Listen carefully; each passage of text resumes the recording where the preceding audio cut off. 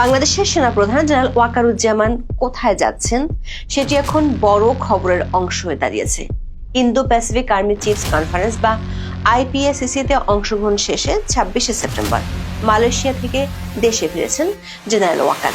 সামাজিক মাধ্যমে রটিয়ে পড়ে মালয়েশিয়াতে ভারতীয় সেনাপ্রধান জেনারেল উপেন্দ্র দ্বিবেদীর সঙ্গে জেনারেল ওয়াকারের বৈঠক হয়েছে, অথচ ভারতীয় সেনাপ্রধান আইপিএসসিসি এর বৈঠকে অংশ নিতে মালয়েশিয়ায় যাননি। তিনি আইপিএসসিসি এর সম্মেলনের সময় ভারতে ছিলেন।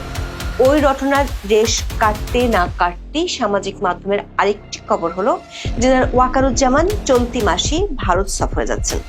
অনেকে বলছেন তিনি আন্তর্জাতিক একটি গুরুত্বপূর্ণ সম্মেলনে যোগ দিতে দিল্লি যাবেন, অনেকে আবার এর পেছনে গভীর রাজনৈতিক ষড়যন্ত্রের গন্ধ পাচ্ছেন। বিশেষ করে দিল্লিতে যেহেতু সাবেক প্রধানমন্ত্রী শেখ হাসিনা অবস্থান করছেন, তাই অনেকে দুয়ে দুয়ে চার মেলাচ্ছেন। তবে সেনাবাহিনীর একাধিক সূত্র নিশ্চিত করেছে একটি নয়, মধ্য অক্টোবরে ভারতে দুটি অত্যন্ত গুরুত্বপূর্ণ সম্মেলন অনুষ্ঠিত হবে, আর দুটি সম্মেলনে যোগ দেওয়ার জন্য আমন্ত্রণও পেয়েছেন জেনারেল ওয়াকার। সূত্রগুলো বলছে জেনারেল ওয়াকার দুটি সম্মেলনের কোনোটিতে অংশ না নেওয়ার সিদ্ধান্ত নিয়েছেন।